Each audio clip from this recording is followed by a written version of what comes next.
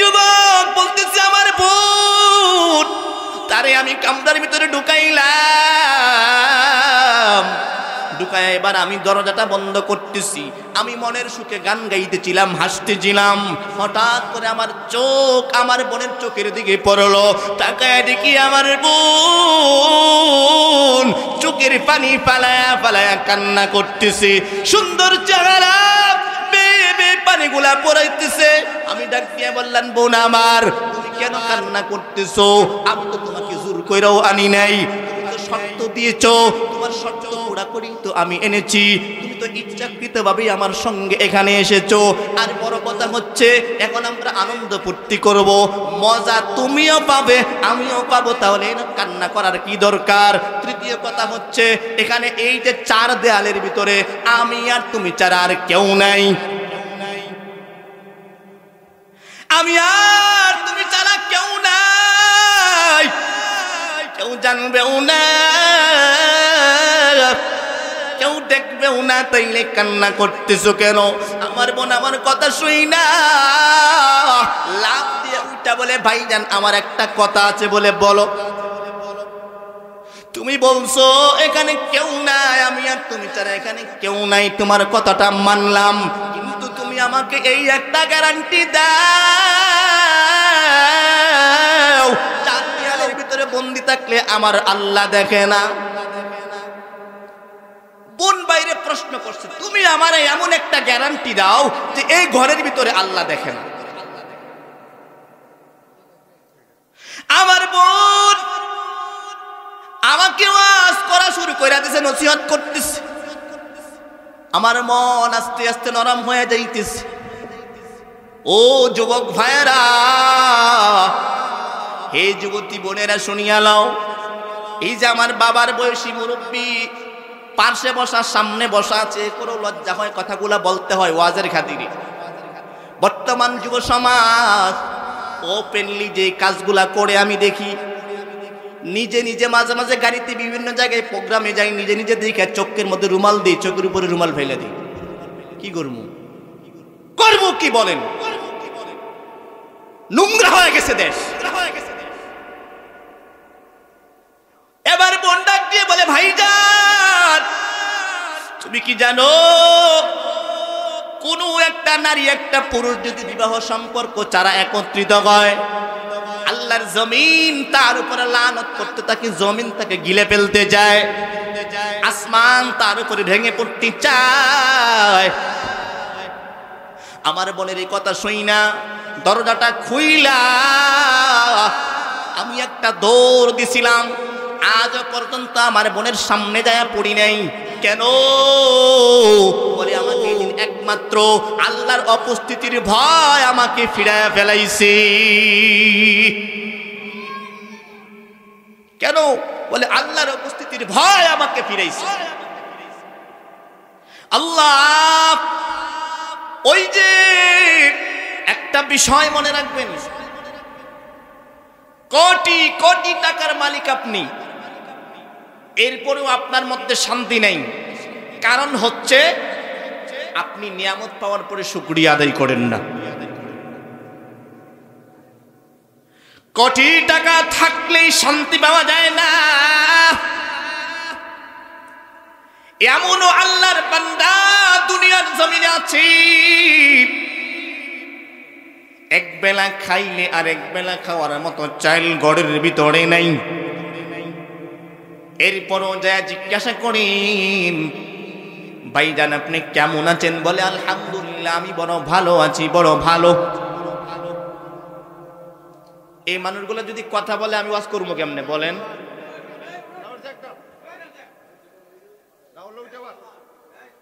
আচ্ছা ঠিক আছে, ঠিক আছে, আর বলবে না, আর বললো না। তোমরা দেখছো তোমরা কত বড় ভ্যাস। যে কথা বলছিলাম, কি বলছিলাম, কোটি টাকার মালিকের পরেও শান্তি নাই। আরেকজনের ঘরে এক বেলার পাক করে খাইছে, আর এক বেলার চাউলও নেই, টাকাও নাই, ব্যবস্থাও নাই। এটি পরেও জিজ্ঞাসা করেন ভাইজান কেমন আছে? বলে আলহামদুলিল্লাহ, একটা হাসি দিয়া বলে। কেন বলে জানেননি? টাকাওয়ালা যারা আছেন আপনাদের রাগ করার কোনো কারণ নাই। এটা আমার কথা না, বাস্তব কথা বলতেছি। টাকার মধ্যে শান্তি নাই। টাকা আছে কিন্তু স্ত্রী কথা শুনে না, ছেলেটা কথা শুনে না, মেয়েটা পার্লারে যায়, ঠিক কিনা? ছেলে বলে আমাকে প্রত্যেক দিন 1000 টাকা কমাস কম দেওয়া লাগবে, আমার বড়ি খাওয়া লাগবে। মেয়েটা বলে আমাকে সপ্তাহে পার্লার খরচ দেওয়া লাগবে 5000 টাকা। কোথা থেকে দিবে আমি জানি না, আমি জানতেও চাই না। আমার এলাকার একটা গল্প আপনাদেরকে শোনাই, জানি না কেমন আপনাদের মাঝে কেমন লাগে। আমার বাড়ির পাশে এক আল্লাহর বান্দা এরকম মুরব্বি হয়ে গেছে, আমাদের এই হাজী সাহেবের মতো মুরব্বি হয়ে গেছে। আমরা আমার আব্বার কাছ থেকে শুনছি এই বেড়া অনেক বড় লোক ছিল। আমাদের বাড়ি অঞ্চলে বাড়ি মিঠামইনে আপনারা নিশ্চয়ই শুনেছেন। আমাদের এলাকায় ঘর বাড়ি তেমন বেশি ভালো না, কিন্তু হাওরের মধ্যে একরের একর জমি আছে। আমাদের 1 একর জমি, আপনাদের এখানে প্রায় 100 শতকে আমাদের 1 একর হয়। ও আল্লাহর বান্দার 30 থেকে 40 একর জমির মালিক, কিন্তু এখন যায় দেখেন শুধু একমাত্র ঘর আছে আর কিছুই নাই। কেন নাই জানেননি? একটা ছেলে এটারে সারা বাংলাদেশের পড়ালেখা শেষ করেছে, বিসিএস ক্যাডার বানাইছে, কিন্তু এখন বাবার গলায় ছুরি চালায়, কই এই কাগজে স্বাক্ষর কর, আমার টাকা লাগবে। বুঝছেন নি কি কইছি? কয়দিন পরে আবার সম্পত্তি বেচে, বেচা দলিল টলিল ফ্ল্যাট কইরা বাপ তো বুড়া মানুষ, অফিসে যাইতে পারে না, বাড়ির কমিশনার আনে, আইনা কয় এই দলিলে স্বাক্ষর করো, নাইলে গলা ছুরি। শান্তি আসেনি? বলেন শান্তি আসেনি? এই বর্তমান সময়ে 1 একর জমির দাম আমাদের এলাকায় প্রায় 40-50 লক্ষ টাকা। আমাদের এলাকায় জমির দাম কমের পড়ে, তাইলে তার কত জমি ছিল, কত টাকা পয়সা ছিল বলেন, কিন্তু শান্তি নাই।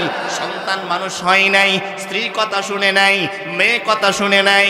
এই জন্য আমি বললাম শুকরিয়া আদায় করব। এই জন্যে টাকা থাকলে শান্তি পাওয়া যায় না, টাকা থাকলেই শুধু ঘুম হয় না। যার টাকা বেশি তার ঘুমও কম। আর যার টাকা নাই 500 টাকা রোজগার করে আনছে, কামলা দিয়া, রিক্সা চালায়া, ভ্যান চালায়া, ঠেলা গাড়ি ঠেলাওয়ালা মানুষ, রাতের বেলায় স্ত্রী সাধারণ একটু ডাল ভাতের ব্যবস্থা করেছে, খাইয়া এবার নাকটাই না ফজর পর্যন্ত ঘুমাইছে, কোনো টেনশন নাই। কিন্তু টাকাওয়ালা আল্লাহর বান্দার ঘুম নাই, 4টা ট্যাবলেট খাইছে, এরপরও ঘুম কই গেছে জানি না, ঠিক নেই। এই জন্য আমরা সর্বাবস্থায় শুকরিয়া আদায় করব কার? এবার আবার শুকরিয়া আদায়তে পড়েন আলহামদুলিল্লাহ। শুকরিয়া আদায় করলাম, আল্লাহ রাব্বুল আলামিন আমাদেরকে শুকরিয়া হিসাবে নিয়ামত অবশ্যই বাড়ায় দিবেন। এবার সামনের দিকে যাই। আজকের যে আলোচনা আমি করতে চাচ্ছি, আমাদের পরের ওয়াজ আমাদের প্রধান মেহমান চলে আসবে, আমি সামনের দিকে যাচ্ছি। এবার দেখেন আমার আজকের আলোচনার বিষয় নির্ধারণ করতেছি, শুনেন। আমি আপনাদের সামনে কোরআনুল কারীম 30 পারা, এই যে কোরআনুল কারীম আমার সামনে আছে না নাই, এই কোরআনুল কারীমের সর্বশেষ পারা 30 নম্বর পারার 2 নম্বর সূরা, সূরার নাম সূরাতুন নাজিয়া। ওই সূরা নাজিয়ার শেষের দিকে এক আয়াতের এক অংশ তিলাওয়াত করেছি। ওয়া আম্মা মান খাফা মাকাম রাব্বিহি ওয়া নাহান নাফসা আনিল হাওয়া ফাইন্নাল জান্নাতা হিয়াল মাওয়া। এই আয়াতের শুরুতে প্রথমে কয়টা শর্ত আছে, এই 2টা শর্ত মানার পরে একটা সুসংবাদ আছে। শর্ত কি? ওয়া আম্মা মান খাফা মাকাম রাব্বিহি, আল্লাহ রাব্বুল আলামিন বলে বান্দা 1 নাম্বার শর্ত হচ্ছে আমি আল্লাহর উপস্থিতির ভয় তোমার থাকা লাগবে অন্তরের মধ্যে। বুঝে থাকলে বলবেন কার উপস্থিতির ভয়? আল্লাহর উপস্থিতির ভয় অন্তরে থাকা লাগবে। যার ভিতরে আল্লাহর উপস্থিতির ভয় আছে তার মাধ্যমে কখনো গুনাহের কাজ করা সম্ভব কয় না রে, গুনাহের কাজ করা সম্ভব না। কেন কেন কেন বলে তার ভিতরে আল্লাহর উপস্থিতির ভয় আছে। 2 নাম্বার আনিল হাওয়া, খাহেসাতে নফসির বিরুদ্ধে অবস্থান নেওয়া। মন চায় জেনা করব, মন চায় আরেকজনের মালটা আমি চুরি করে খাইতে বড় মজা লাগে, বড় মজা। আরেকজনের হকটা ঠগাইতে আমার কাছে বড় মজা মনে হয়। নিজেরটা চাইতে পরেরটা বড় ভালো লাগে, এমন মানুষ আছে না নাই? এটা হচ্ছে মনের খাহেসাত। এটা কি বলেন বলেন, এটা কি মনের খাহেসাত? এই খাহেসাতের বিরুদ্ধে আপনার আবার অবস্থান নেওয়া লাগবে। কেন? মন আপনার চালাই হচ্ছে আরেকজন, ঠিক নেই? 2 জন ড্রাইভার মনের মধ্যে ফিটিং করে আছে। কারো মনের ভিতরে আল্লাহর ভয়, কারের মনের ভিতরে শয়তানের বাসা। আশ-শাইতানু ইয়াইদুকুমুল ফাকরা ওয়া ইয়া'মুরুকুম বিল ফাহশাই ওয়াল্লাহু ইয়াইদুকুম মাগফিরাতাম মিনহু ওয়া ফাদলা ওয়াল্লাহু ওয়াসিউন আলীম।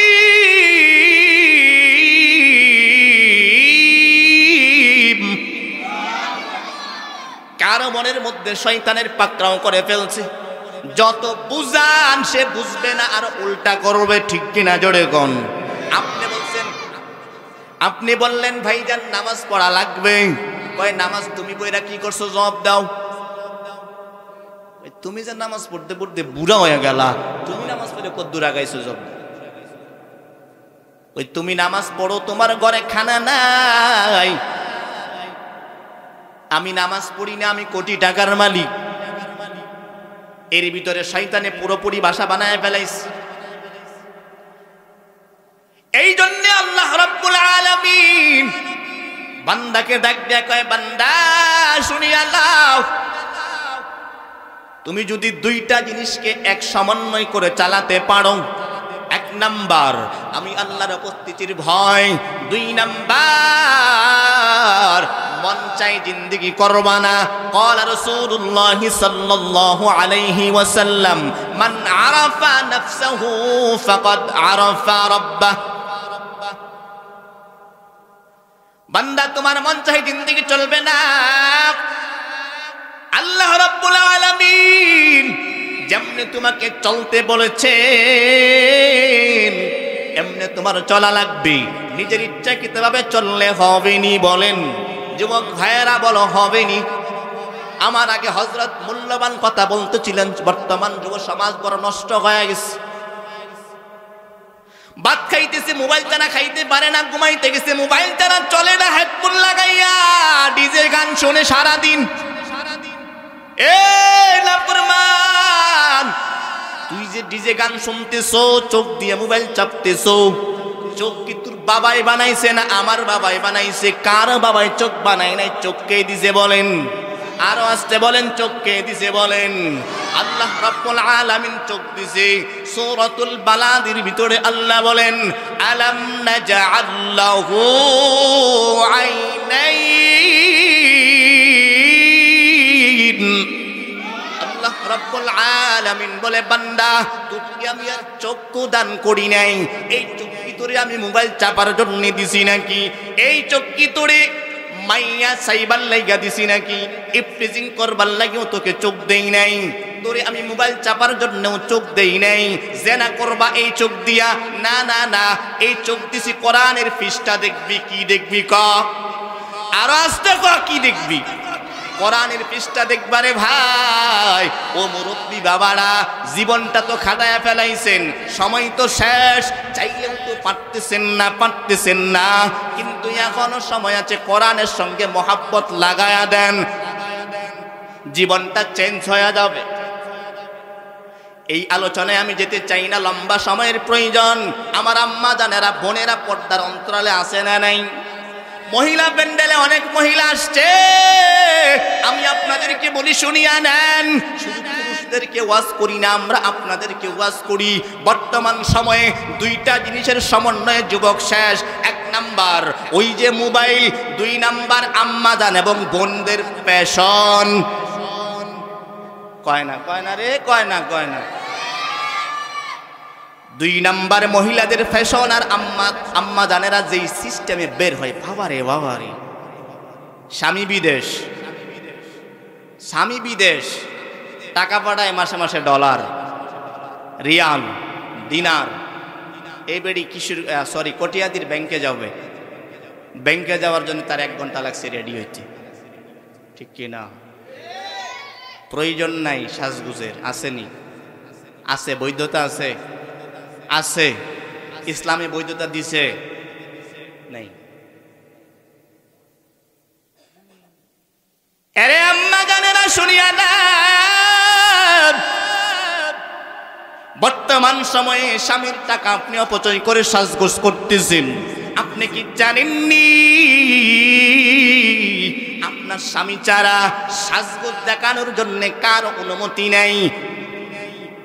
সারা বিশ্বের সমস্ত উলামায়ে কেরাম একসাথে গড়েন কাবা শরীফের ইমাম, সর্বপ্রথম বড় ইমাম যিনি আছেন আব্দুর রহমান আস-সুদাইসকে আইনা এখানে বসায় জিজ্ঞাসা করেন, ও কাবার ইমাম, একটা হাদিস দেখায় দেন, এই কোরআনুল কারীমের একটা শব্দ দেখায় দেন, মহিলারা স্বামী ব্যতীত অন্য কাউকে সাজগোজ দেখাতে পারবে?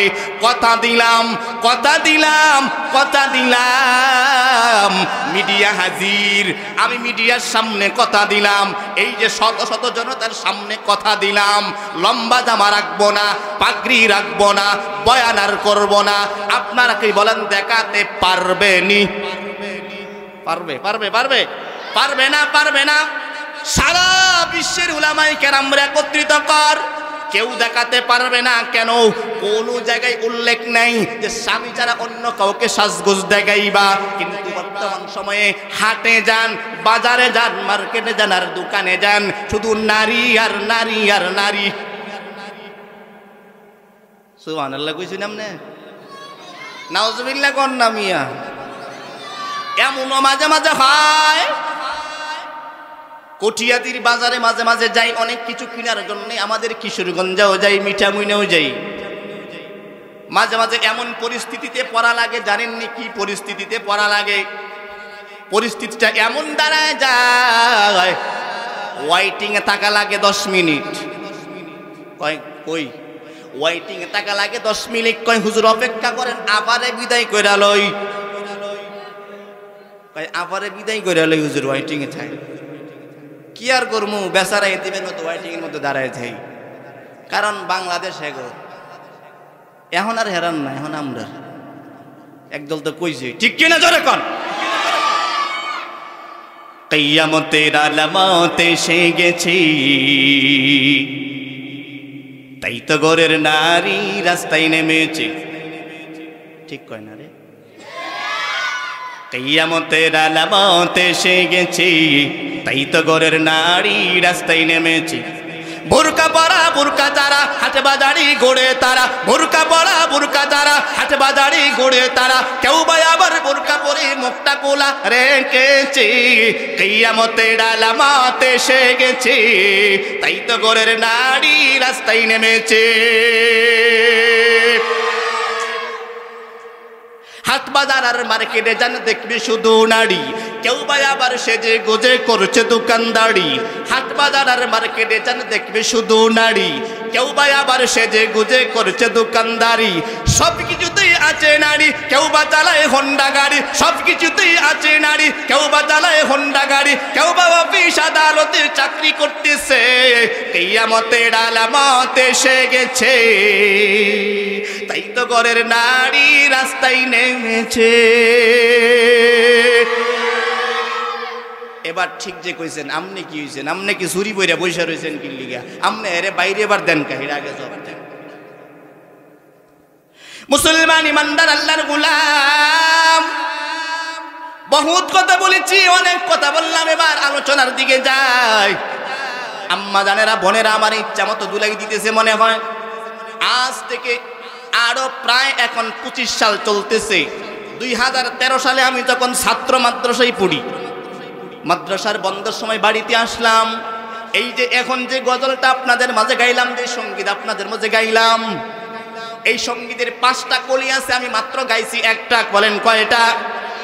এই 5টা কলির মধ্যে 5টা কলি আমার এলাকায় আমি যখন গাইলাম, তখন তো ছোট ছিলাম, দাড়ি নাই, ছাত্র জীবনে। রাস্তায় বের হইলে মহিলারা কইতো, কেডা কইছিল রে গজল? কই ফুলাই কইছে, কই ফুলাই কইছে।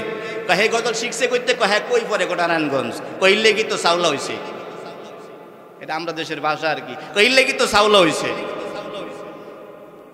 চিন্তা করেন, আমি গজল গায়ে আমি চাউলা হয়ে গেছি। হেরা রাস্তায় ঘুরে হেরা হেরা বালা মানুষ।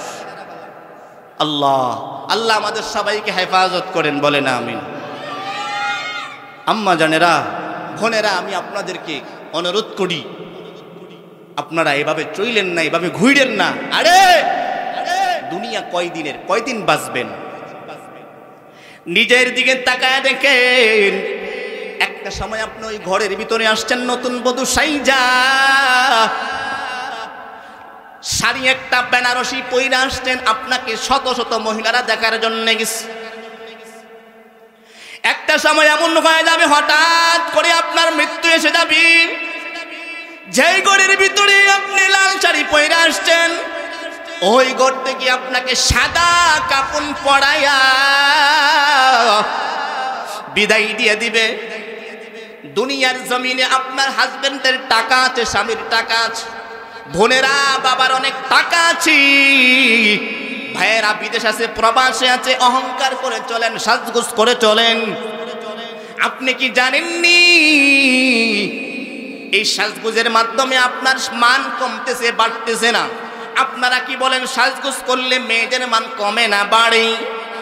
কেমনে কমে একটা উদাহরণ দিলে সহজে বুঝবেন।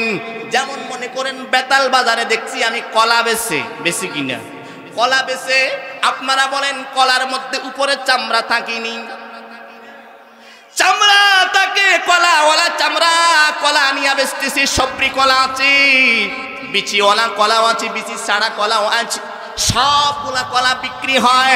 হঠাৎ করে এক ভদ্রলোক দোকানদার, জীবনে কোনোদিন কলা বিক্রি করে নাই, ও ভাবছে আমি একটা কাজ করলে মনে হয় ভালো হয়। কি কাজ? সবাই তো কলা চামড়া সহ বেছে, এটা সিলা খাইতে হয়তো কাস্টমারের কষ্ট হয়, আমি এই কষ্টটার থেকে বাঁচাইয়া দিলাম। সবগুলা কলা একটা একটা করে ছোলাইয়া উনার টুকরির মধ্যে নিয়া বস্তার উপরে নিয়া বৈশা রয়েছে। কিন্তু কলাটি যাতে ভালো সবরি কলা, এরপরও কোনো কাস্টমার নাই। কেন নাই বলেন তো? কলাগুলা ছিলা, কলাগুলা কি, কলাগুলা কি, কলাগুলা ছোলা। আরেক বান্দা পার্শ্বে কলা নিয়ে বসছে, কলাগুলা তেমন বেশি ভালো না, দেখতেও ভালো মনে হয় না, বিছিয়ে ভর্তি। এরপরেও ওনার কলা বিক্রি হয়ে গেছে। হঠাৎ করে তাকায় দেখে সন্ধ্যা গনিয়ে আসছে, মাসি ভ্যান ভ্যান ভ্যান ভ্যান করতেছে, কলা বিক্রি হয় না। হঠাৎ করে দোকানদার এবার ডাক দিয়া কয়, এ কে আছো, কলা নিবি? এক খালি কলা নিবি, 4 টাকা করে পুরস্কার পাবি। এক খালি কলা কিনবি, 5 টাকা করে পুরস্কার দেওয়া হবে। এবার কলার গ্রাহক বাইরা গেল। কেন? বলে এক খালি কলা নিয়া কলাগুলা ফেলে দিব, 5 টাকা দিয়ে একটা চা খেতে পারবো। ঠিক কিনা? কোন জায়গায় থেকে কোন জায়গায় আসলাম? এবার আমি যেই জিনিসটা বুঝাইতে চাই, মনে রাখবেন, যেই সমস্ত বোনেরা বিবাহের আগে খোলা মেলায় চেহারা দেখায় রাস্তায় ঘুরে, আলতা পালিশ মারে, লিপস্টিক মারে, মেকআপ মাইরা রাস্তায় চলতেছে আর চলতেছে, বেগানা পুরুষরা দেখাইতেছে। হঠাৎ করে পাত্রপক্ষ আসতে চায় না, যদি শুনেন যে ওই মাইয়ার বিয়া হইতেছে, কয় কেমনে? কয় মোটর সাইকেল দেব। ঠিক কিনা? মোটর সাইকেল লাগবে তোমার বিয়া দেওয়ার জন্য, 5 লক্ষ টাকা লাগবে যৌতুক দেওয়া লাগবে, নয়তো জামাইরে ভালো একটা চাকরি ধরায় দেওয়া লাগবে। কেন জানুনি? ওই যে তুমি কলার মতো চুলা হয়ে গেলা, চেহারা দেখায় দেখায় চললা।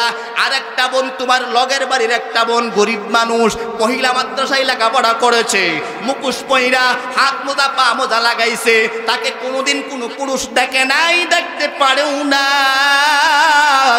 ওই আল্লাহর বান্দি হঠাৎ করে দেখবা বিয়ে হয়ে গেছে, কিছুই লাগছে না, কেউ শুনেও নাই, ঠিক কিনা?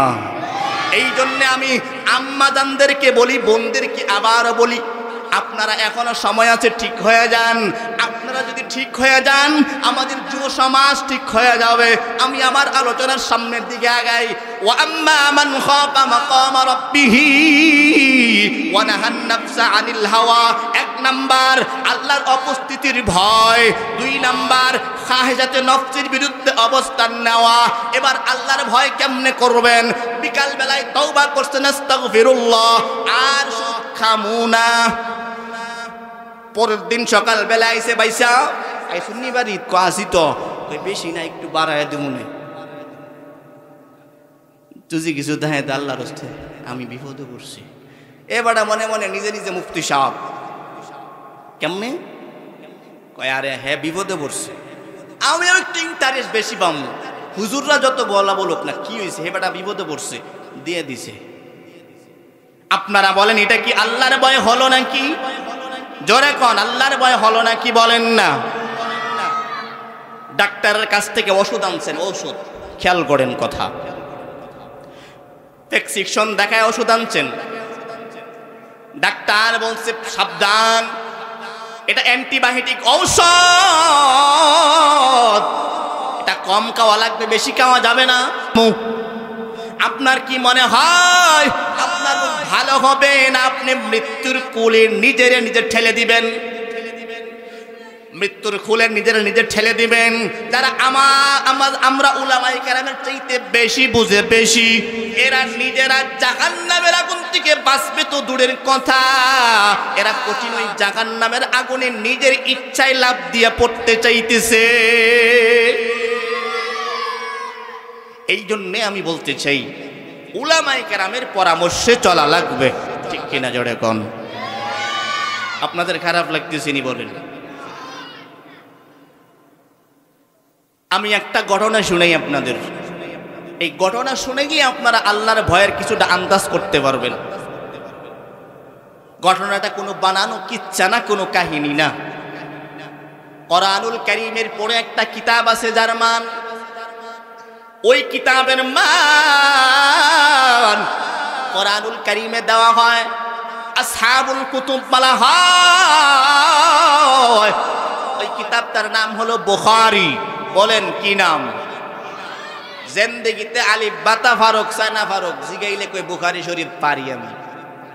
সিয়াসিকতার সব কিতাব পড়ে লাইছে এক বেডি, কয় আমি বুখারী, মুসলিম, ইবনে মাজাহ, নাসাই, তিরমিজি, আবু দাউদ সব পড়ে লাইছি।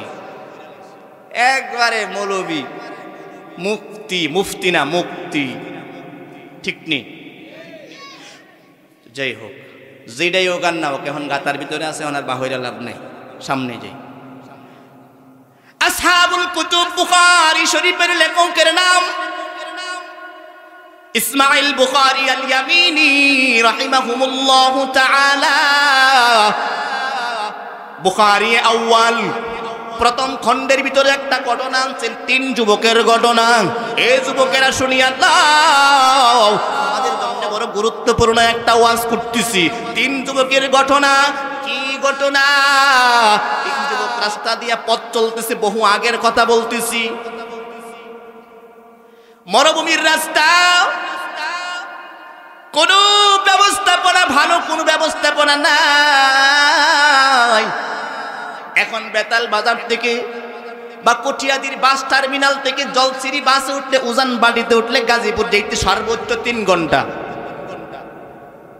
মহাকালী যেতে সর্বোচ্চ 4 ঘন্টা, কারণ এখানে জ্যাম থাকে, এই জন্য বেশি বললাম। কিন্তু একটা সময় এমন ছিল, এমন মানুষ হাইটা সফর করত, ঘোড়া গাধা দিয়ে সফর করা লাগত। ওই দিন আল্লাহর বান্দা যুবক রাস্তা দিয়ে হাঁটতেছি,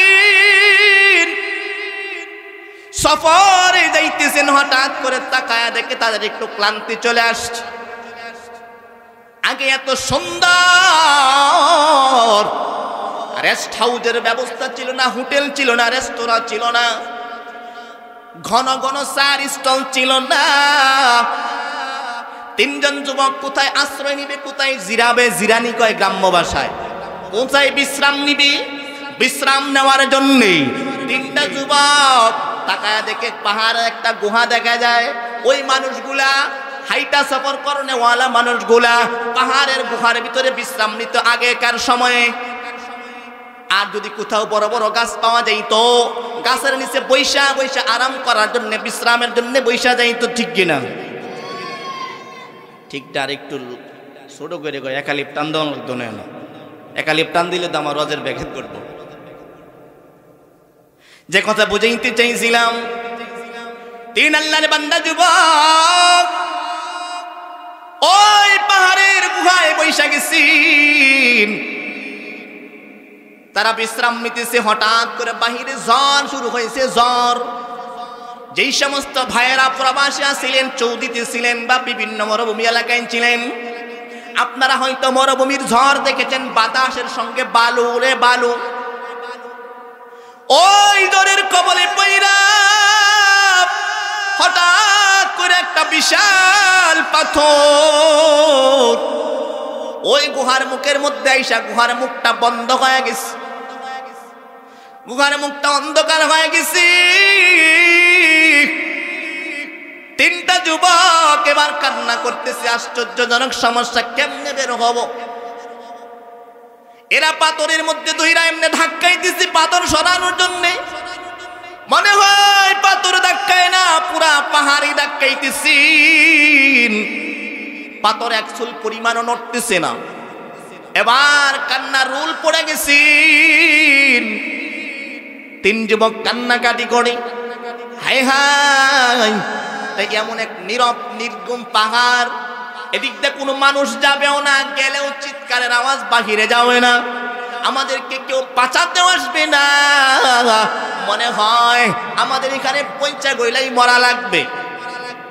কান্না করতেছে। হঠাৎ করে একজন কয়, থামো, আমি একটা পরামর্শ দিই, শোনা। বলে কি পরামর্শ? বলে কে জীবনে কোন ভালো কাজ করছো, ওই কাজকে সামনে নিয়া আল্লাহ তাআলার কাছে দোয়া করো, আল্লাহ হয়তো তোমাদেরকে আমাকে সহ বাঁচায়া দিতে পারে। আপনারা কি বলেন, আল্লাহ পারে কি পারে না? আমাদের চাওয়াগুলা আল্লাহ পুরা করে কি করে না? আমি জীবনে যা চাইছি, আমি জীবনে যা চাইছি সব পাইছি, আলহামদুলিল্লাহ। তুমি মিটাও সকল চাওয়া দুদিন আগে পড়ে,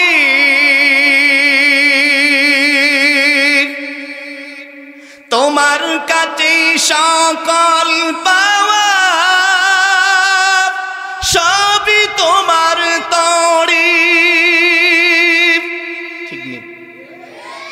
তুমি মিটাও সকল চাওয়া দুদিন আগে পড়ে, তোমার কাছে সকল পাওয়া সবই তোমার তরে, তোমার পথে চললে সবাই, তোমার পথে চললে সবাই আসবে যে সুদিন, তোমার দয়াই পূর্ণ আমার সারা নিশিদিন।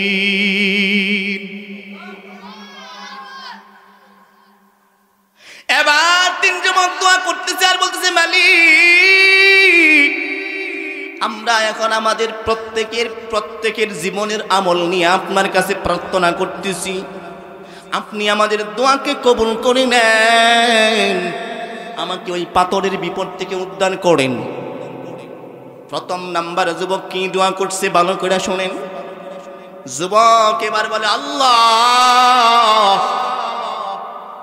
আমি একটা যুবক মানুষ, সাধারণত যুবকদের একটা অভ্যাস থাকে, অভ্যাস এই অভ্যাসটা হলো প্রত্যেকটা যুবক একটা না একটা মেয়ের প্রতি একটু না একটু আকৃষ্ট থাকে। বদনাম করতেছি না, যেটা বাস্তব ওইটাই বলতেছি। ওই যুবকটা বলতেছে, আল্লাহ, আমার একটা চাচাতো বোন আছে, বড় সুন্দরী, বড় রূপসী। হয়তো সে আমাকে পছন্দ করেন কিনা আমি জানি না, কিন্তু আমার তাকে অনেক ভালো লাগে, আমি তাকে অনেক লাইক করি, অনেক পছন্দ করি। আল্লাহ, আমি অনেক আশা করতাম, অনেক কামনা বাসনা করতাম তাকে কাছে পাওয়ার জন্য, তাকে আমি অনেক আনন্দ ফুর্তি করতাম, নিয়ে আমার মন চাইতো। আল্লাহ, ঠিক একদিন আমি সুযোগ খুঁজতে খুঁজতে সুযোগটা হয়ে গেল। কেমন সুযোগ! আমি তাকে একাকিত্ব পেয়ে গেলাম, বাড়িতে আর কেউ নাই। আমি তার হাতটাই ধরে বললাম, বোন, আজকে তুমি আমার দুইটা কথা শুনবা। কি কথা? তোমাকে আমার অনেক ভালো লাগে, আমি তোমাকে অনেক পছন্দ করি মন থেকে। চলো আমরা একসাথে একটু সময় কাটায় আসি। পড়েন নাউজুবিল্লাহ। চলো আমরা একটু একসঙ্গে সময় কাটায় আসি। আমার বোন ছিল বড় বুদ্ধিমতী, আবেদা, সালেহা, মুমিনা। এ নারীরা, এ বোনেরা, দেখো এই মেয়ে কেমনে তার ইজ্জতকে হেফাজত করছে, একটু শুইনা নাও। এই বোন বলতেছি, ভাইজান ঠিক আছে, আপনার কথায় আমি রাজি। কেন? সে ভাবতেছে আমি যদি তার প্রস্তাবটা নাকচ কইরা দিই, প্রত্যাখ্যান করে ফেলি, আমার ইজ্জতের উপরে সে হামলে পড়বে। একটা পুরুষের সঙ্গে একটা নারী কখনো পারে না, বলেন ঠিক নেই? একটা নারী একটা পুরুষের সঙ্গে কখনো পেরে উঠতে পারে না। এই জন্যে ভয়ে এবারে বোন রাজি হয়ে গেল, বলে ঠিক আছে আমি রাজি আছি, তবে একটা শর্ত আছে। বলে কি শর্ত? বলে শর্ত হলো এমন একটা শর্ত, যে শর্তটা এই যুবকের পক্ষে কখনো পালন করা সম্ভব না। আপনারা কথা কইেন না, প্রয়োজনীয় কথা থাকলে বাইরে যায় কোন। কি আজব সমস্যা, বুঝলাম না বিষয়টা। মানুষগুলো কি ওয়াজ করা কি সাধারণ কথা নাকি?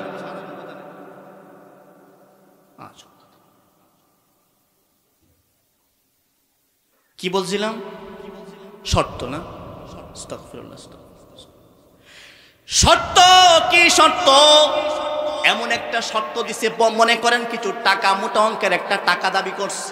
একটা কথার কথা দেখাইতেছি, টাকা দাবি করছে।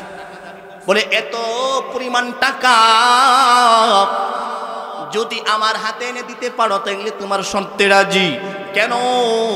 বোন মনে মনে ভাবছে এর জীবনে এত টাকা একসাথে করা সম্ভব না, আর আমার এই প্রস্তাব বাস্তবায়ন করা লাগবে না।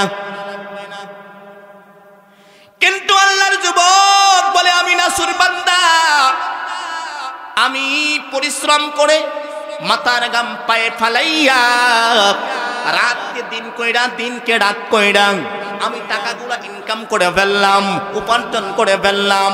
উপার্জন কইরা হঠাৎ করে একদিন গুনে গুনে দেখি আমার এই পরিমাণ টাকা হয়ে গেছে। আমার মতো আনন্দিত আর কেউ নাই, কেউ নাই। আমার মনের আশা বুঝি পুরা হয়ে যাবি। এই আশা নিয়া আমি নাচতে নাচতে আমার বোনের বাড়িতে চইলা গেলাম। ঠিক তাকে আমি আমার সামনে পেয়ে গেলাম। এবার বোনের সামনে দাঁড়ায়া যখন আমি একটা তাচ্ছিল্যের হাসি দিলাম, আনন্দের একটা হাসি দিয়া বললাম, বোন আমার, ওই যে নাও তোমার টাকা, আসো আমার প্রস্তাব বাস্তবায়ন করার জন্যে। আমার বোনের চোখ কপালে উইঠা গেছি। কি ব্যাপার? আমি তো তাকে শর্ত দিয়েছিলাম, আমি তো ভেবেছিলাম সে কখনো পারবে না। সে বড় নিরুপায়, কারণ সে আমাকে শর্ত দিয়েছে, শর্ত পালন করা লাগবে। আমার সঙ্গে বাধ্য হইয়া জেনার কাজে লিপ্ত হওয়ার জন্য রাজি হয়ে গেছে। আমি আমার বোনকে নির্জুম একটা জায়গায় নিয়ে গেলাম, যেখানে কেউ নাই। একটা মহলের মধ্যে একটা রুমের ভিতরে নিয়ে গেলাম, দরওয়াজাটা বন্ধ করে দিলাম। হায় হায়, এদিন আমার মতো আনন্দিত আর কেউ নাই। কেন? বলে আমার জীবনের সব সাধন আজকে পুরা হতে যাচ্ছে। আপনারা কি বলেন? কারো জীবনের কোনো আশা যদি থাকে, আশাটা যদি পুরা হইতে যায়, তার জীবনে কতটা আনন্দ থাকে আপনারা জানেননি। এই যুবক বলতেছে আমার বোন, তারে আমি কামরার ভিতরে ঢুকাইলাম, ঢুকায় এবার আমি দরজাটা বন্ধ করতেছি। আমি মনের সুখে গান গাইতেছিলাম, হাসতেছিলাম। হঠাৎ করে আমার চোখ আমার বোনের চোখের দিকে পড়লো। তাকায় দেখি আমার বোন চোখের পানি ফালায়া ফালায়া কান্না করতেছে। সুন্দর চেহারা, বেয়ে বেয়ে পানিগুলা পড়াইতেছে।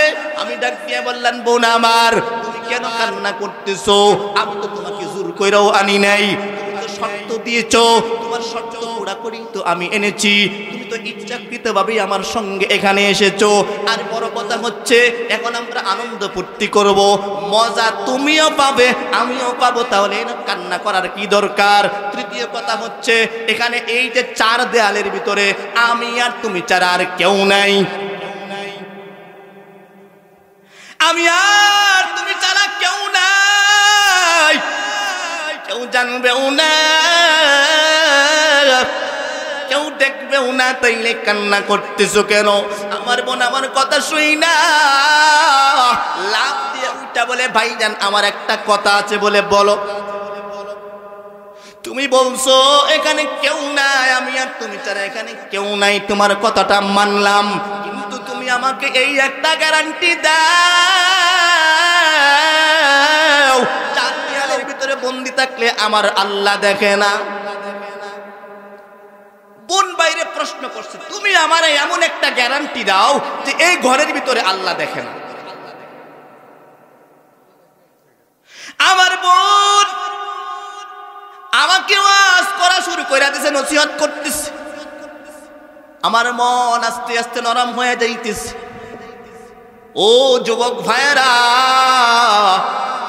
হে যুবতী বোনেরা, শুনিয়া লও, এই যে আমার বাবার বয়সী মুরব্বী পার্শ্বে বসা, সামনে বসা আছে, কোনো লজ্জা হয় কথাগুলা বলতে হয় ওয়াজের খাতিরে। বর্তমান যুব সমাজ ওপেনলি যে কাজগুলা করে আমি দেখি, নিজে নিজে মাঝে মাঝে গাড়িতে বিভিন্ন জায়গায় প্রোগ্রামে যাই, নিজে নিজে দেখে চোখের মধ্যে রুমাল দিই, চোখের উপরে রুমাল ফেলে দিই। কি করবো করবো কি বলেন? নোংরা হয়ে গেছে দেশ। এবার বোন ডাক দিয়ে বলে, ভাইজান তুমি কি জানো, কোন একটা নারী একটা পুরুষ যদি বিবাহ সম্পর্ক ছাড়া একত্রিত হয়, আল্লাহর জমিন তার উপরে লানত করতে থাকে, জমিন তাকে গিলে ফেলতে যায়, আসমান তার উপরে ভেঙে পড়তে চায়। আমার বোনের এই কথা শুই না, দরজাটা খুইলা আমি একটা দৌড় দিছিলাম, আজও পর্যন্ত আমার বোনের সামনে যায় পড়ি নাই। কেন? বলে আমাকে একমাত্র আল্লাহর উপস্থিতির ভয় আমাকে ফিরায় ফেলাইছে।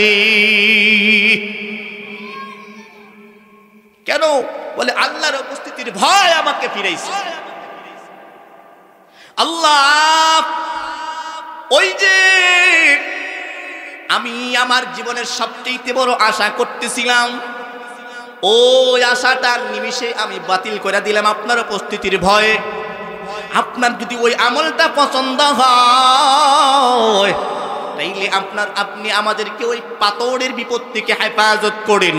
সঙ্গে সঙ্গে পাথরটা সরে গেছে, কিন্তু যতটুকু পরিমাণ সরছেন এতটুকু দিয়া বের হওয়া সম্ভব নয়, আরো সরা লাগবে। এবার দ্বিতীয় যুবক দোয়া করতেছে, আল্লাহ আমি একজন বড় লোক, আমি একজন টাকাওয়ালা, আমার বাড়িতে কিছু শ্রমিকেরা কাজ করছে একদিন, কিন্তু শ্রমিকের মধ্যে দুই দলে বিভক্ত হয়ে গেছে। একদল সকাল থেকে সন্ধ্যা পর্যন্ত কাজ করছে, আরেক দল দুপুর থেকে সন্ধ্যা পর্যন্ত কাজ করছেন। সন্ধ্যাবেলায় যখন আমি পারিশ্রমিক দিতে গেলাম, আমি প্রত্যেককে সমান সমান পারিশ্রমিক দিলাম। এর মধ্যে শ্রমিকের মধ্যে একটু ঘাউরা টাইপের তেরা শ্রমিক ছিল, তেরা শ্রমিক। শ্রমিক ভাইয়েরা রাগ কইরেন না, ওয়াজের খাতিরে বলতেছি। আপনারা কি বলেন শ্রমিকের মধ্যে কিছু তেরা শ্রমিক থাকে কি থাকে না? এই তেরা শ্রমিকটা বলতেছে, মালিক ওই যে এরা সন্ধ্যা পর্যন্ত কাজ করতে ঠিক আছে, কিন্তু এরা তো দুপুর বেলায় আসছে আর আমরা সকাল বেলায় আসছি, আপনি পারিশ্রমিক দিলে কখনো সমানভাবে দিতে পারেন না, হয়তো আমাদেরকে বাড়ায়া দেন, নাই তো তাদেরকে কমায়া দেন। আর যুক্তি তো ঠিকই আছে, ঠিক নেই? যুক্তি ঠিক না? যে এরা সকাল থেকে, আমরা সকাল থেকে সন্ধ্যা পর্যন্ত কাজ করলাম আর এরা দুপুর থেকে সন্ধ্যা পর্যন্ত কাজ করছে, আপনি যদি পারিশ্রমিক দেওয়া লাগে তাইলে তাদেরকে কমায়া দেন, না হয়তো আমাদেরকে বাড়ায়া দেন, একটা করে। আমি একটু অহংকার দেখাইছিলাম আর বলছিলাম তোরা মালিক না আমি মালিক, কেমনি পারিশ্রমিক দেব এটা আমার ব্যাপার। আমি পারিশ্রমিক দিয়া শ্রমিকদের বিদায় দিলাম, কিন্তু ও বড় নাসুর বান্দা, ও পারিশ্রমিক নাই নাই বলে যদি দেন তাইলে বাড়ায়া দেন, নাইলে নিব না, হয়তো নিব না। ও শ্রমিক পারিশ্রমিক রাইকা চলে গেছে। হঠাৎ করে আমার মাথায় আসলো, হাই হাই টাকাটা তো তার, ওই টাকাটা তো তার গ্রামের টাকা, তার পরিশ্রমের টাকা, তার টাকা তো আমি আত্মসাৎ করতে পারি না। আমাদের সমাজে কিছু দাজ্জাল মার্কা মালিক আছে, শ্রমিকের টাকা মাইরা খায়, ঠিক কয় না রে? কিছু দাজ্জাল মার্কা মালিক আছে, মহাজন আছে, কন্ট্রাক্টর আছে, শ্রমিকের টাকা মাইরা খায়। এটি দাজ্জাল, এটি কাপুরুষ। জবাব দিও। এবার মালিক কয় শ্রমিকের টাকা আমি মেরে খাবো না, কি করা যায় কি করা যায়? হঠাৎ করে বলে আমি একটা বকরি কিনলাম, বকরিটা কিনা বকরিটা আমি পালতে লাগলাম, ওই বকরিটা কিছুদিন পরে বাচ্চা দিল, এই বাচ্চাগুলো আরো বাচ্চা দিল, একটা পর্যায়ে বকরির বিশাল পাল হয়ে গেল। আমি কিছু বকরি বিক্রি করে দিলাম, বিক্রি করে দিয়া আমি কিছু বেড়া কিনলাম, দুম্বা কিনলাম, কিনা ওই মাঠের মধ্যে ছড়াইতে লাগলাম, কিন্তু আল্লাহর কুদরত বোঝা যায় না। এই জায়গায় আমি ছিলাম একজন টাকাওয়ালা, আমি ছিলাম একজন পয়সাওয়ালা, আমি ছিলাম একজন ধনাঢ্য ব্যক্তি, একজন মালিক, কিন্তু আস্তে আস্তে আমার ব্যবসা বাণিজ্য সব ডাউন হয়ে গেল, আমি গরিব হয়ে গেলাম। আপনারা কি বলেন আল্লাহ বড় লোককে গরিব বানাইতে পারে কি পারে না? وتعز من تشاء وتضل من تشاء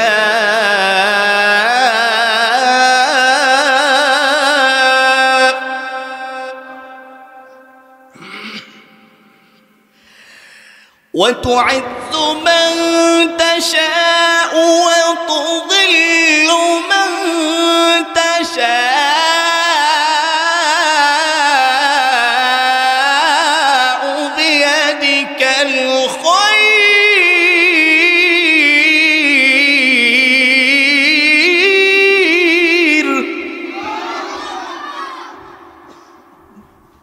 আল্লাহ ইজ্জতওয়ালারে বেইজ্জত করতে পারেন কি পারেন না? আবার একজন ফকিরকে আল্লাহ আমিরের চেয়ারে বসাইতে পারেন কি পারেন না? ওই ভদ্রলোক বলতেছে আমি একজন টাকাওয়ালা ছিলাম,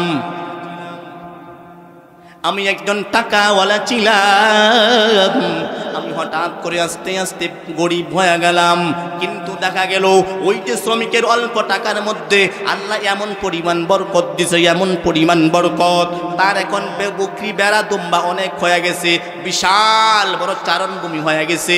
আমি এগুলার রাকালি করি এখন, আর আল্লাহর কাছে দোয়া করি, আল্লাহ ওই শ্রমিক যদি আমার সামনে পড়তো, তার বোঝাগুলা তাকে বুঝাই দিয়ে আমি একটু হালকা হইতাম। হঠাৎ করে শ্রমিক আমার সামনে দেখা হয়ে গেল, আমি বললাম কি ব্যাপার, তোমার পাওনাগুলা নিয়ে যাও।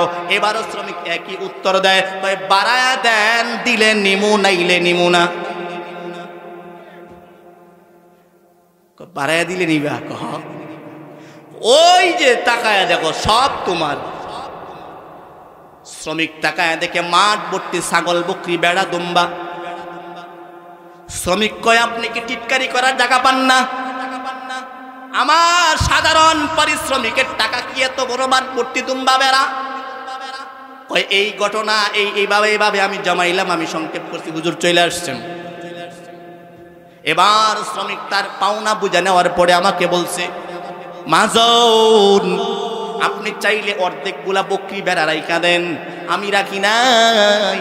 আমি যদি চাইতাম 5টা বকরি তাকে আমি দিয়ে দিতে পারতাম, হয়তো 5টা দুম্বা তাকে দিয়ে দিতে পারতাম, সে খুশি হয়ে চলে যাইত। কিন্তু না, আমি আপনার ভয় অন্তরে থাকার কারণে তার পাওনা তাকে পুরোপুরি বুঝাইয়া দিলাম। আল্লাহ, এই কাজটা যদি আপনার ভালো লাগা থাকে আপনি আমাকে কবুল করে নেন এবং আমাদের এই বিপদ থেকে সরাইয়া দেন। সাথে সাথে পাথরটা আর একটু সইরা গেছে। সুবহানাল্লাহ ভাই, পাথরটা আর একটু সইরা গেছে। আরে হুজুর তো ওয়াজ করবো, আমি তো সাইরা দিব, আর একটা রয়েছে। 3 যুবক না 2 যুবক কইছে, আরেক যুবক কইলাই হুজুর তো অনুমতি লই লইছি তুমি। 3 নাম্বার যুবক দোয়া করে, আল্লাহ আমি এক গরিব, আমার টাকা নাই, আমার পয়সা নাই, আমি ভ্যান চালায়া রিক্সা চালায়া খাই, মানুষের বাড়িতে কাজ কইরা খাই। হঠাৎ করে একদিন এমন অবস্থা হয়ে গেছি, আমার কোনো কাজ নাই, সারাদিন আমি কোনো কাজ করতে পারি নাই, কাজ না করলে আমার চুলায় আগুন জ্বলে না। হঠাৎ করে যখন আমি বাসায় গেলাম রাত্রে বেলায়, তাকায় দেখি আমার স্ত্রী উপবাস, আমার সন্তানেরা কান্না করে বলে, বাবা খাবার দাও, খাবার দাও, খাবার দাও। আমি তাদের মুখে কোনো খাবার দিতে পারলাম না। আমার মায়ের ঘরে যায় দেখি আমার মা বৃদ্ধা মানুষ, সেও আমার দিকে তাকায়া চোখের ইশারায় বলতেছে, বাবা খাবার দাও। কিন্তু তাকেও আমি কোনো খাবার দিতে পারলাম না। কেন? আমি তো কোনো টাকা রোজগার করতে পারি নাই। কোন রকম রাতটা পোহায়া গেল। পরের দিন আমি আবার কাজের সন্ধানে বের হয়ে গেলাম। কাজের সন্ধানে বের হওয়ার পর একটা ছোট খাটো কাজ পাইলাম। কাজটা পায়া অল্প কিছু টাকা ইনকাম করতে পারলাম। কিনা বললাম যে এখন আমি কি নিয়ে বাসায় যাব? যেটাকে আমি ইনকাম করেছি বড় কিছু কিনারও মতো সামর্থ্য হয় নাই। অল্প এক ফেলা দুধ আমি খরিদ করলাম, কিনা এবার বাসার দিকে রওনা হয়ে গেলাম। বাসায় যাইতে যাইতে রাত্রি গভীর হয়ে গেছি। যাইয়া দেখি আমার সন্তানেরা আমার অপেক্ষায় তাকায় রয়েছে, বাবা খাবার নিয়ে আসবে। আমার স্ত্রী আমার অপেক্ষায় আছে, স্বামী আমার খাবার নিয়ে আসবে। কিন্তু আমার হাতে দুধের পেয়ালা দেখে সন্তানেরা চিৎকার করে আর বলে, ও বাবা কালকেও কিছু খাই নাই, আজকেও সারাদিন কিছু খাই নাই, আমাকে খাবার দাও, আমাদেরকে এই যে দুধ দাও, কলিজাটা ঠান্ডা করি। আমার স্ত্রী এবার আমাকে ডাইকা ডাইকা বলে, স্বামী আমার আর কত ক্ষুধার জ্বালা সহ্য করব, এবার দুধ দাও, কলিজাটা ঠান্ডা করি। কিন্তু হঠাৎ করে আমার মনে পড়ছে আমার বৃদ্ধা মা আছে। আমি আমার মায়ের ঘরে চলে গেছি। যাইয়া দেখি মা বুড়া মানুষ এবার ঘুমায়া গেছে। আমি তাকে ঘুম থেকে জাগাবো কেমনে? আমার সাহস হয় না। কেন? বলে আমার মা বৃদ্ধা মানুষ, ক্ষুধার যন্ত্রণায় দুর্বল হয়ে গেছে, কষ্ট করে ঘুমাইছে। এখন জাগাইলে কষ্ট পাবে, এই জন্য আমার মাকে আমি জাগাই নাই। সন্তানগুলা পায়ের কাছে কান্না করতে করতে ঘুমায়া গেছে, স্ত্রীও ঘুমায়া গেছে। আমি সন্তান আমার মায়ের পাশে দাঁড়ায় রইলাম। আমার মা দুধ পান করবে, এরপরেও সন্তানদেরকে দুধ পান করাবো। আমার মাকে দুধ পান করাইয়া এরপরে আমি সন্তানদেরকে পান করাইছি। আল্লাহ, আপনার যদি আমার ওই অল্প একটু আমল ভালো লাগা থাকে, তাইলে আমার এই আমলের বিনিময় আপনি এই পাথরের বিপদ থেকে হেফাজত করেন। আল্লাহর কুদরত বোঝা যায় না। 3 নাম্বার যুবক দোয়া করার পরে পাথর পুরোপুরি সইরা গেছে। এখন বর্তমান সময়ের যুব সমাজ মা বাপের তো দামই দেয় না। বউ পাইলে আর কিছু লাগে না। বউ ঠিক নেই, সুন্দরী ওয়াইফ আছে, এবার মা গুল্লাই যাক। কিন্তু মা যে কত কষ্ট করছে এটা বুঝাইতে গেলে লম্বা সময় লাগবে। আমি চাইলেও পারতেছি না, কারণ হযরত চলে এসেছে। আমি ওনার কাছ থেকে 5 মিনিট চায়া নিয়েছিলাম, এরপরেও মনে হয় আরো 2 মিনিট বাইরে গেছে। তো মোহতারাম হাজিরিন, আমি জানি না আপনাদের কাছে কেমন লেগেছে আমি এতক্ষণ কথা বলেছি। আপনাদের কাছে যেমন লাগুক, আমি আল্লাহ তাআলার কাছে ক্ষমা চাই। আল্লাহ তাআলা যেন আমার এই আলোচনার মধ্যে যত প্রকারের ভুল বেয়াদবি আমি করছি, প্রত্যেকটা ভুল বেয়াদবি যেন ক্ষমা করে দেয়। আলোচনার বিষয় কি ছিল? আল্লাহ তাআলার উপস্থিতির ভয়। বলেন তো কার ভয়? আর দ্বিতীয় নাম্বার কি ছিল? খাহেসাতে নফসির বিরুদ্ধে অবস্থান নেওয়া। শেষ পর্যন্ত সুসংবাদের কথা বলছিলাম, মনে আসেনি? এই সুসংবাদ 1 মিনিটে কমু। ওয়া আম্মা মান খাফা মাকামা রাব্বিহি ওয়া নাহান নাফসা আনিল হাওয়া ফা ইন্নাল জান্নাতা হিয়াল মাওয়া। আল্লাহ বলে, বান্দা ওই যে কাজ যদি করতে পারো তাইলে তোমার জন্য সুসংবাদ হচ্ছে জান্নাতুল মাওয়া, তোমাকে প্রবেশ করায় দেওয়া হবে। এবার বুঝেন কি জান্নাত প্রবেশ করবেন? জান্নাতের নাম কি বলেন? জান্নাতুল মাওয়া। এই জান্নাতের মধ্যে আল্লাহ রাব্বুল আলামিন আমাদের প্রত্যেককে প্রবেশ করার তৌফিক দান করুক। যদি আমরা দোয়া করার সময় দোয়া করি আল্লাহ সবচেয়ে বড়টা চাই, জান্নাতুল ফিরদাউস চাই, তবে জান্নাতুল ফিরদাউসের কাজও করতে হবে। কিন্তু জান্নাত একটা চাইতে একটা কম না, বুঝাইতে গিয়ে বোঝানো হয় জান্নাতুল ফিরদাউস সবচেয়ে বড়। আল্লাহ তাআলা আমাদের প্রত্যেককে আগে আমাকে আল্লাহর উপস্থিতির ভয় এবং মনের বিরুদ্ধে অবস্থান নেওয়া, মনের বিরুদ্ধে না মনের কাহেসাতির বিরুদ্ধে অবস্থান নেওয়ার তৌফিক দান করেন, বলেন আমিন। ওয়া আখিরু দাওয়ানা আনিল হামদুলিল্লাহি রাব্বিল আলামিন।